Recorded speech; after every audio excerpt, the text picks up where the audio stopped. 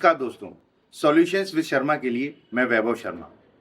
साथियों, हर दिन हमारे जीवन में कोई ना कोई चुनौती है और उसका समाधान ढूंढना भी हमारी ज़रूरत है।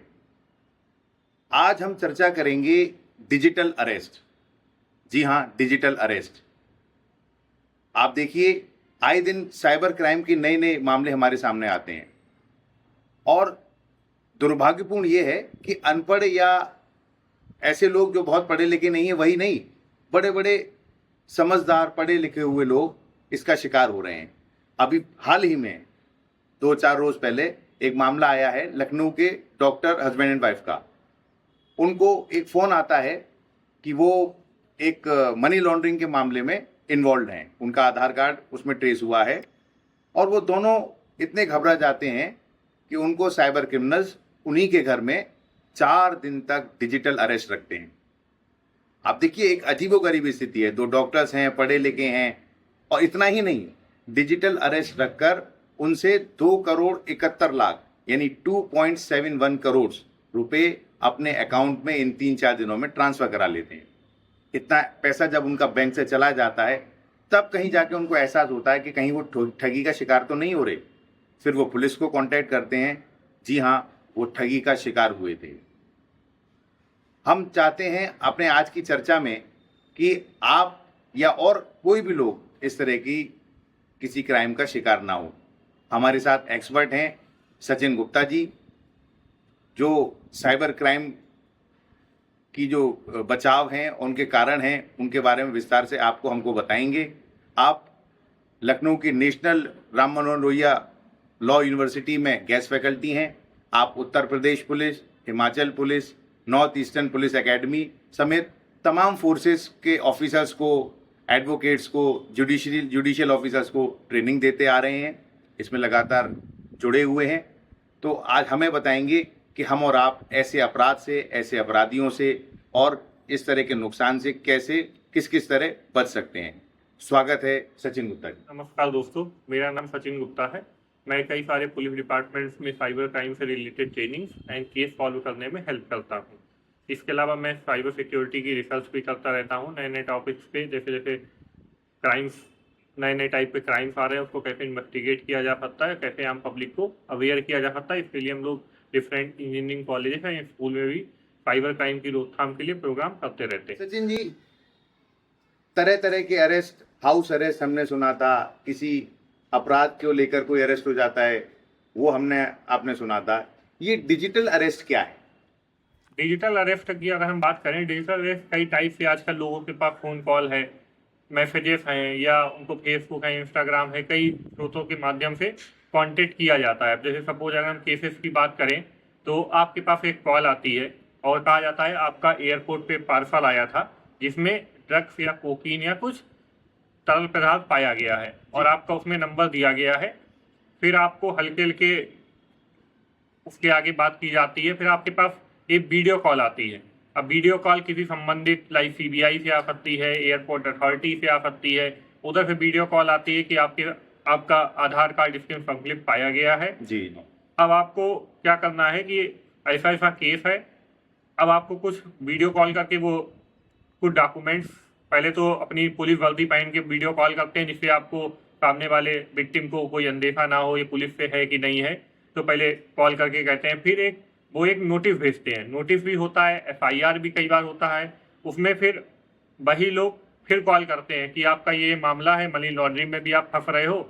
अब वो हल्के हल्के जब आपको एक दबाव आपके ओर बना लेते हैं तो हल्के हल्के पैसों की मांग करते हैं। अब पैसों की मांग ये नहीं कि छोटा मोटा कोई कर रहे हो 10-20-30 हज़ार, वो लोग लाखों में आजकल ठगी कर रहे हैं। और आपको मेन चीज़ क्या है, सबसे पहले आपको इतना डरा देते हैं कि आपको अपने घर में किसी परिचित से भी बात नहीं करनी है, पुलिस विभाग में भी आपको नहीं जाना है, आपको अपने रूम में ही एक तरीके से बंद कर देते हैं।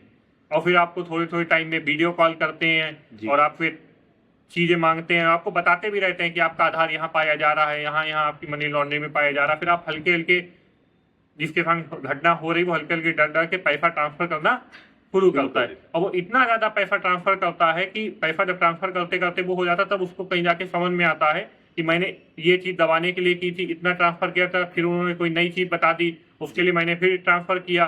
तो रकम जब काफ़ी ज़्यादा हो जाती है तब जाके पर्सन को एहसास होता है कि वो किसी न किसी साइबर ठगी का शिकार हो रहा है। फिर वो निकटतम पुलिस स्टेशन पे जाते हैं। कई लोग डर के मारे कहीं भी कंप्लेंट भी नहीं करते।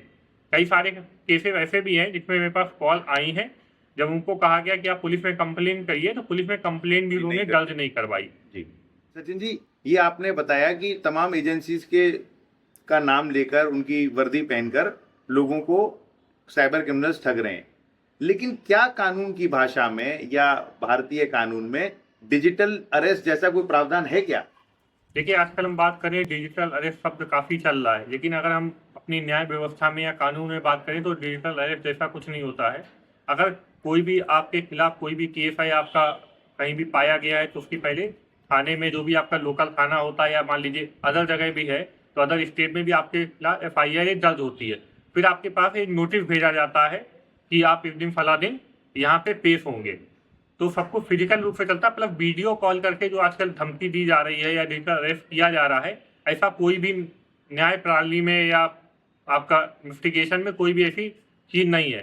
साइबर क्रिमिनल्स ने बस केवल एक तरीका निकाला है कि लोगों को कैसे हम डरा धमका के पैसे की वसूली कर सकते हैं। बस उन्होंने मॉडस ऑफ ऑपरेंडी जो था, अभी तक बैंकिंग फ्रॉड चल रहा था, फेसबुक ट्विटर पे फर्जी अकाउंट खोल रहे थे, उन्होंने नया तरीका खोजा कि सिंपली आप कॉल करते हैं, बताते हैं कि आधार और पैन आपका यहाँ पे पाया गया है। अलग अलग तरीके हैं, उसमें होता पोर्नोग्राफिक केस में आपका पाया गया है, या आपका कोकीन या ड्रग्स में पाया गया है, या मनी लॉन्ड्रिंग में पाया गया है।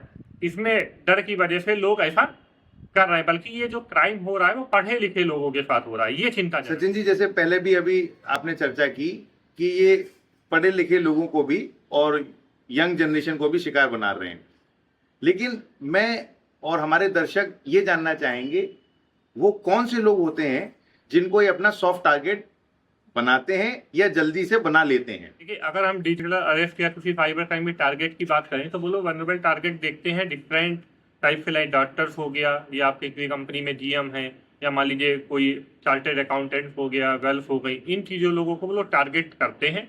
और वो लोग इन्फॉर्मेशन भी लेते हैं। इन्फॉर्मेशन लाइक आप ईमेल के थ्रू ले सकते हो, आप सोशल मीडिया उनका चेक करते हो, या आपने कोई चीज़ उनके पास कोरियर हैंडलर आता है तो उसे भी लोग इन्फॉर्मेशन लेते हैं। तो साइबर क्रिमिनल्स जो हैं वो टारगेट के लिए इन्फॉर्मेशन पहले नॉलेज गेन करते हैं, एकत्र करते हैं, पूरी रिसर्च करते हैं, उसके बाद वो चीज़ों को अप्लाई करते हैं। जैसे आपने बताया कि कोई भी एजेंसी इस तरह से ना तो वीडियो कॉल करके वारंट जारी करती है, ना इन्वेस्टिगेशन करती है, ना अरेस्ट वारंट भेजती है, ना डिजिटल अरेस्ट करती है। तो मैं अपने दर्शकों तक आपके माध्यम से ये जानना चाहूंगा कि अगर ऐसा कोई कॉल, कोई वीडियो कॉल, कोई वॉइस कॉल आता है, मैसेज आता है, तो जिस व्यक्ति के पास मैसेज आ रहा है या कॉल आ रही है उसको क्या करना चाहिए? देखिए, साइबर क्राइम में अगर हम बात करें, किसी के पास कोई कॉल आता है, ईमेल आता है, या मान लीजिए फेसबुक, इंस्टाग्राम, ट्विटर या लिंक्डइन पे कोई मैसेज आता है, जब भी कोई चीज़ मांगी जाती है, लाइक आधार कार्ड है, क्रेडिट कार्ड स्टेटमेंट है, या आपसे कोई पैसे की मांग की जा रही है, तो सबसे पहली नज़र में आपको आपके साथ जो क्राइम किया करने की कोशिश कर रहा है, पहले रस्ते में आपका जो भी near cyber crime station, police station हो, वहाँ पे आपको कंप्लेंट दर्ज करानी चाहिए। किसी भी कॉल आने पे, ईमेल आने पे, जो भी चीज़ की पर्सन सामने वाला मांग कर रहा है उसको आपको देना नहीं चाहिए। और सबसे बड़ी चीज़ है, आजकल के लोगों का कॉल आती है, मैं पुलिस डिपार्टमेंट से बोल रहा हूँ, वीडियो कॉल है, उस पर आप डर गए। जैसे ही आप नर्वस होते हो, उसी चीज़ का साइबर क्रिमिनल्स आजकल फायदा उठाते हैं जी। और जब भी आप कोई चीज़ पोस्ट भी करते हैं, ऑनलाइन पोस्ट करते हैं, पर्सनल फोटोग्राफ पोस्ट करते हैं, तो सारी चीज़ें आप एक बार देख के करो। इतनी ज़्यादा पर्सनल फोटो आपको पोस्ट मत करो जिससे ट्विटर है, इंस्टाग्राम है, लिंक्डइन पे आपका फेक प्रोफाइल क्रिएट किया जा सके, उसके माध्यम से आपको फंसाया जा सके। लेकिन जब भी आपके पास कॉल, ईमेल या सोशल मीडिया के माध्यम से कोई भी पैसे की उगाही या कोई भी क्राइम करने की कोशिश कर रहा है, तो पहला आपका है कि आप डरिए मत, आप जाके साइबर क्राइम पुलिस स्टेशन में कंप्लेंट दर्ज करवाइए। ये सबसे अच्छा तरीका है।